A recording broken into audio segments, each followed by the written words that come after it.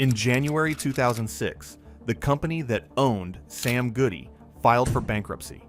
Within weeks, it announced it was closing hundreds of stores. The chain that had lived in nearly every mall in America, the place where a whole generation bought their first CD, was being dismantled. This is not a story about a company that got beaten by better competition.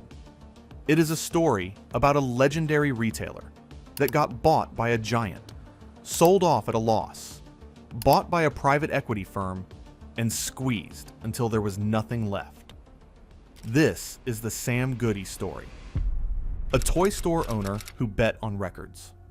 Samuel Gudowitz was born in New York City in 1904. He went by the nickname Goody his entire life, so completely that he eventually made it his legal name. In the late 1930s, Goody was running a toy store in New York City. On the side, he started selling 78 RPM records, the brittle shellac discs that were the dominant music format of the era. And he noticed something. The records were moving faster and generating more genuine enthusiasm than the toys. Goody paid attention to that signal, and it changed his life.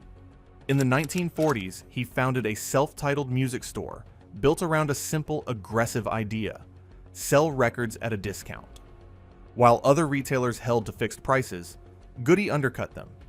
He became a pioneer of discount music retailing, and much of his early business actually came through mail order, shipping records at discount prices to customers all over the country who could not get those prices locally. Then, in 1951, just 2 years after the introduction of the long-playing vinyl record, the LP, which would define music for the next several decades, Goody opened what would become his flagship store at 235 West 49th Street in Manhattan. The timing was perfect. The LP was transforming how Americans bought and listened to music. An album was now a complete artistic statement rather than a single song on a fragile disc.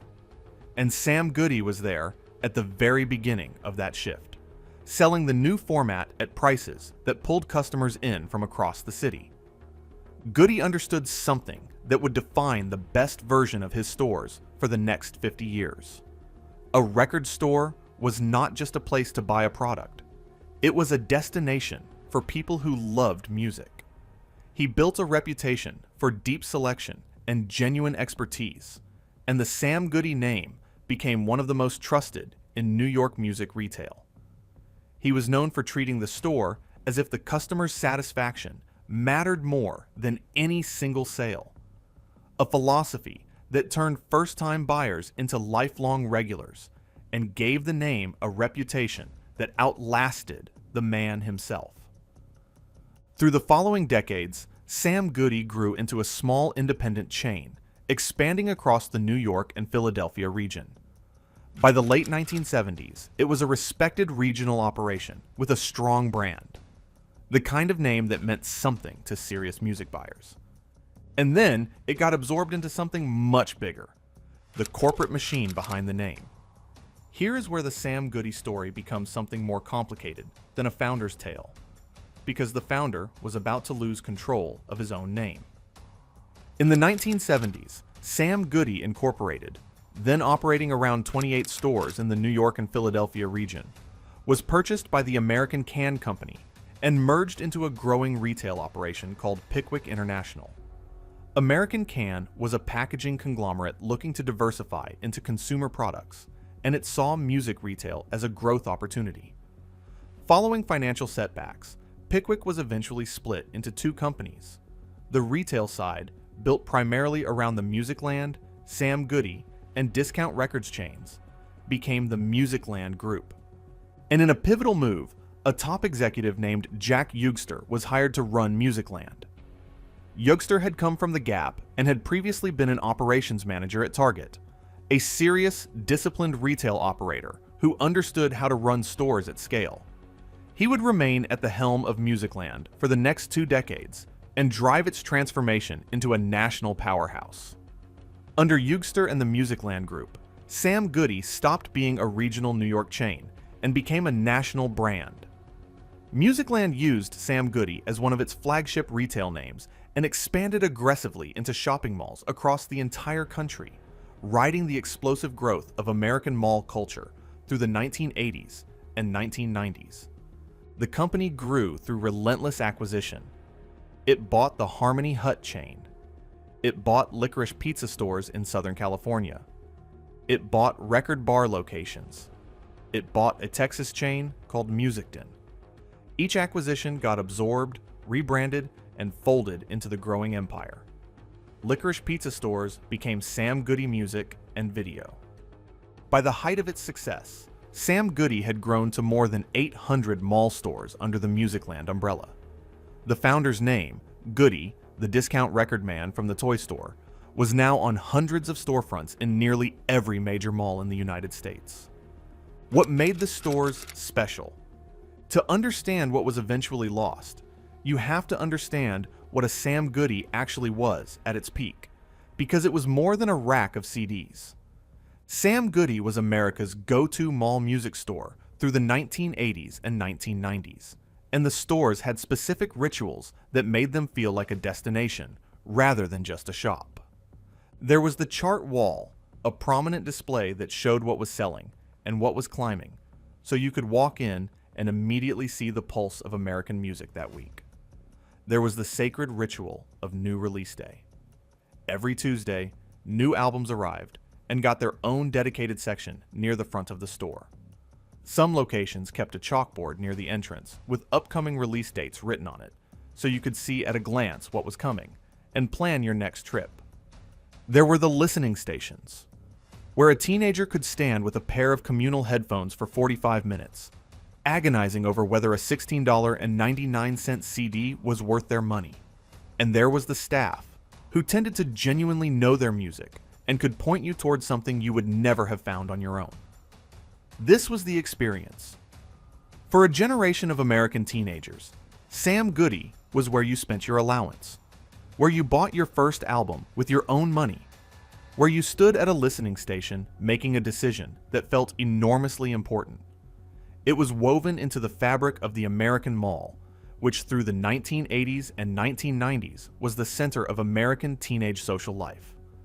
The CD boom of that era made all of this extraordinarily profitable. Compact discs had replaced cassettes and vinyl as the dominant format, and they carried high margins. Music buyers were repurchasing their entire collections on CD. The catalog was worth a fortune.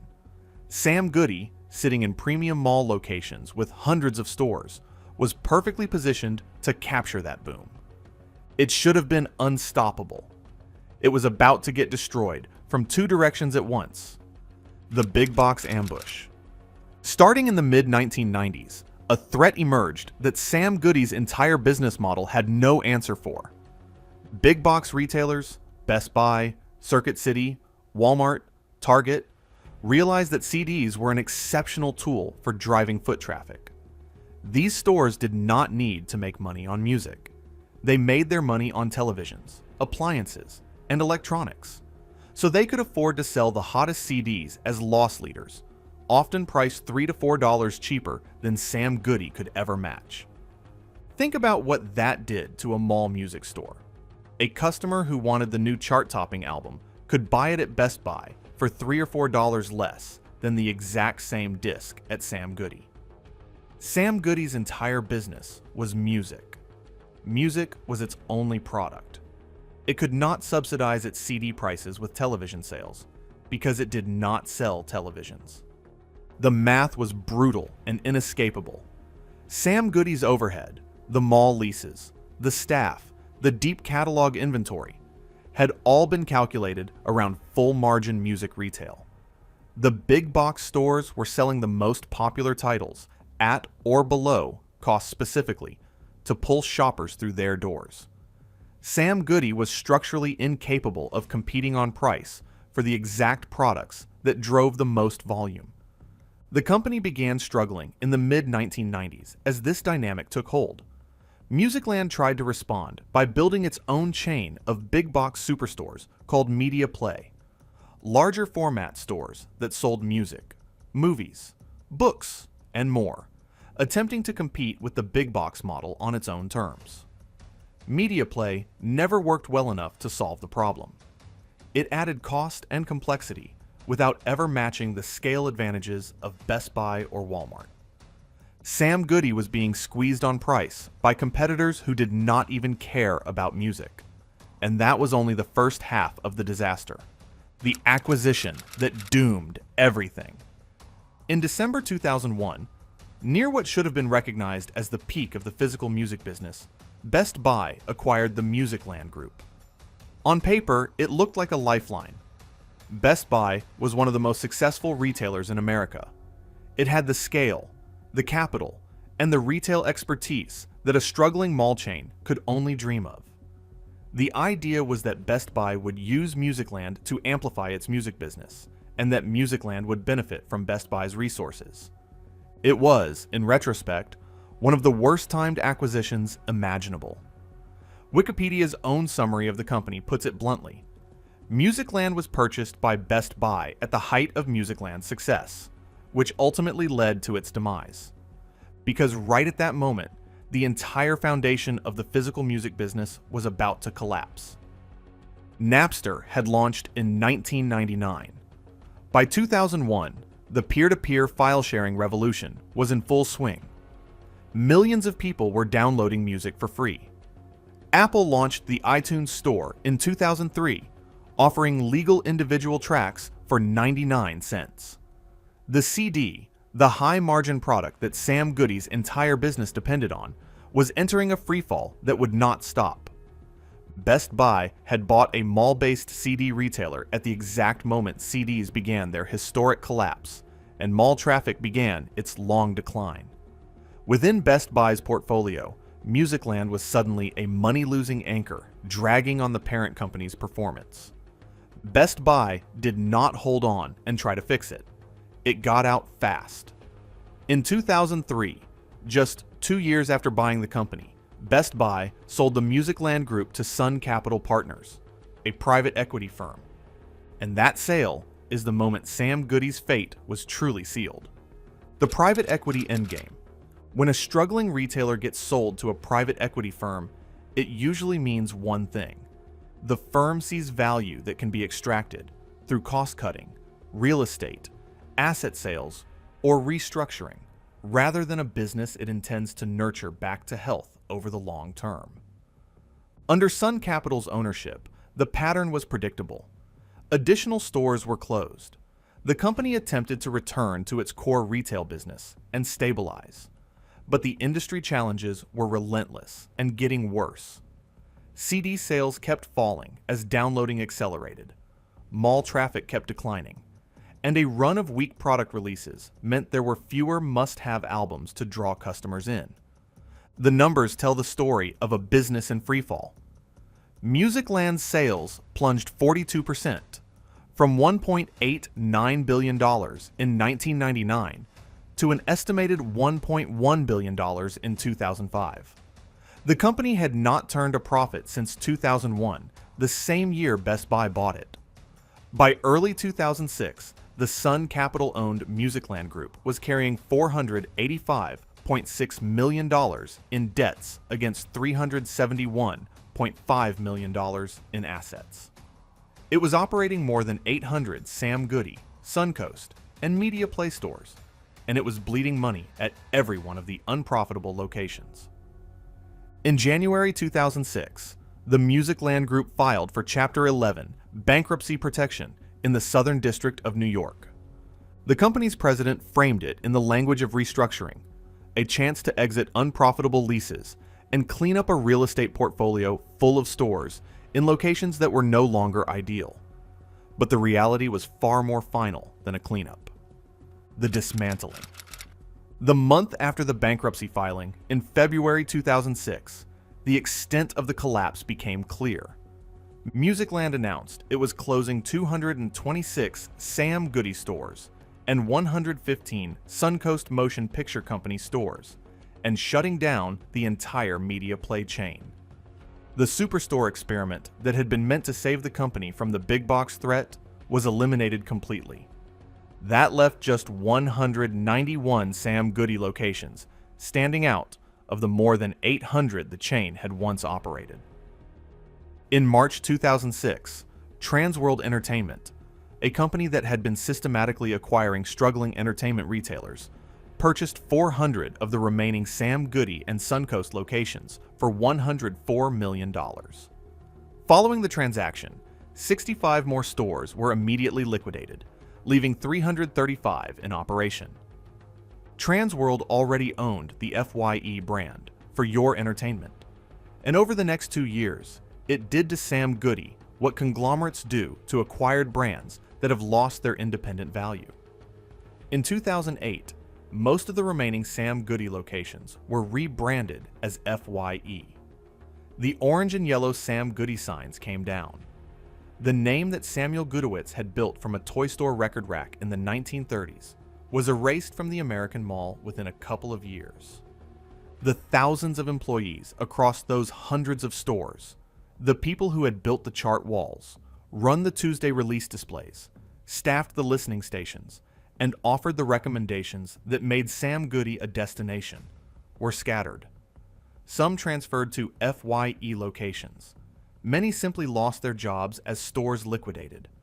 The specific culture of the Sam Goody store, built up over decades, was dismantled register by register.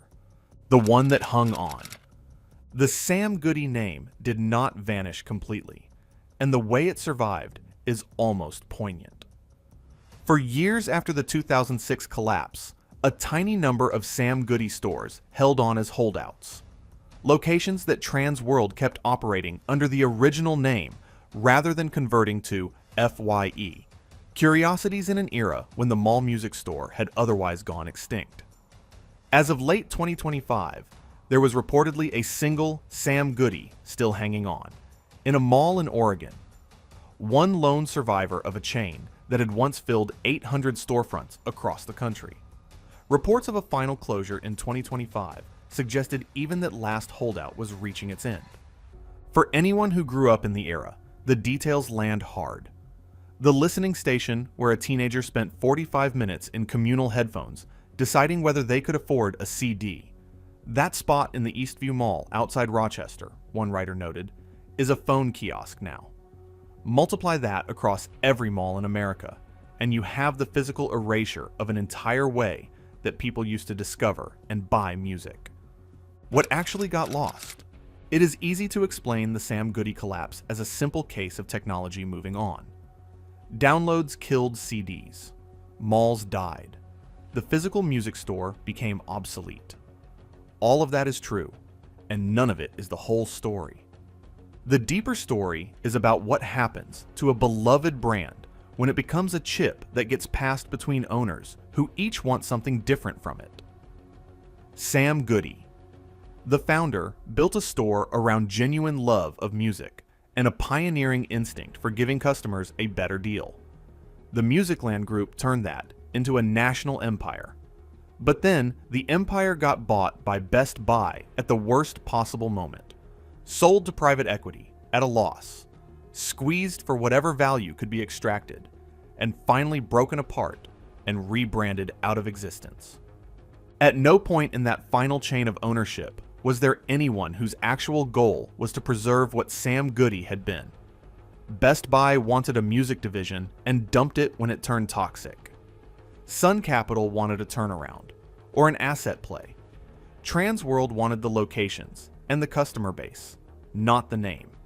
The brand died not because people stopped loving music, but because it ended up in the hands of owners for whom it was a spreadsheet entry rather than a 50-year-old institution.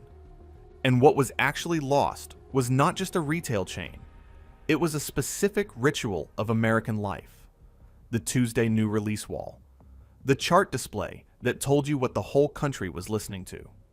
The listening station where you made a real decision with real money.